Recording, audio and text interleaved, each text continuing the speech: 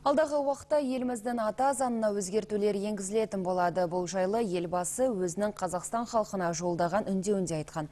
Президент бүкіл халықтық талқылауға шығарған Конституциядағы өзгерістерді депутаттар, қоғам қайраткерлері, жастар жағы жан-жақты зерделеп, оның өзектілігіне де қатысты ой өрбітуде. Ата заңымызға енгізілетін өзгерістердің еліміз үшін мән-маңызын тілшіміз екшеп көрді.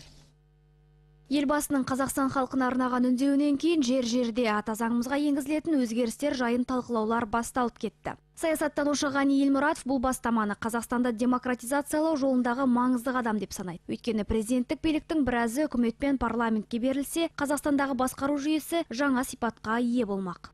Жуырда президент осы өзінің жолдауында айтты, оны бізде бірнеше осы модернизация кезеңі өтті, 3 кезеңі, қазір 3-ші кезең. Сондықтан модернизация негізгі қызметі ол үнемі әртүрлі демократиялық сондай тәртіптерді, процедураларды, нормаларды іске асыру. Сол сондай конституцияға норманың енгізілу, мен ойымша, ол сондай конституцияның демократизациялану. Конституцияда өзгеріске ұшырауы мүмкін тағы бір бап бар. Азаматтар арасында біраз сұрақтар тудырып жатқан 26-шы баптың тағдыры әлі белгісіз. Оның бірінші тармағында Қазақстан Республикасының азаматтары заңды түрде алған қандай да болсын мүлкін жеке меншігінде ұстай алады делінген. Осы тармақтағы Қазақстан Республикасының азаматы деген сөздің орнына әркім деген балама ұсынылуда. Шетел азаматтар келсе, олар барлығы бізге келмейді, бізді баса алмайды қой.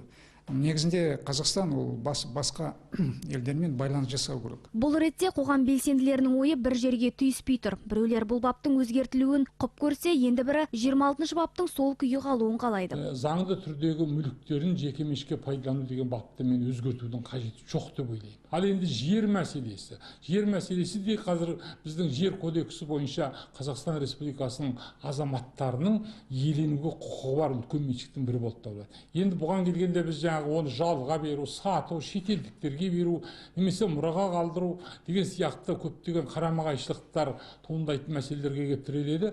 Жұрттың жаңағы ауызғы күйгені бар, жасырмай айту керек. Жер мәселесін бұған араластырып, ендігі жерде халықтың өзінің заңдастырған мүлкіне әрмен қарай оны нұқсан келтіруге болмайды. Мен 26-шы бапты өзгертуге мен өз басым қарсымын. Ал парламент мәжілісінің депутаты Серік Құсайынов қауіптенудің қажеті жоқ екенін айтады. Халық қалаулысы елбасы жер дауына қатысты 5 жылға мораторий жариялағанын еске салды. Жер кодексі бойынша білесіздер, елбасы мораторий жариялап, былтыр бұның бәрін тоқтатып қойған. Бұл мәселе, бұл кеңірек мәселе, бұл басқа мәселе. Жер мәселесіне қатысы жоқ. Ақорда 26-шы бапқа енгізілетін өзгерістерге қатысты ел тұрғындарының пікірін ашық білуді жөн көрді. Сол үшін арнайы электронды пошта жәшік ашылған. Ұсыныс тілектер 26-шы ақпанға дейін қабылданады.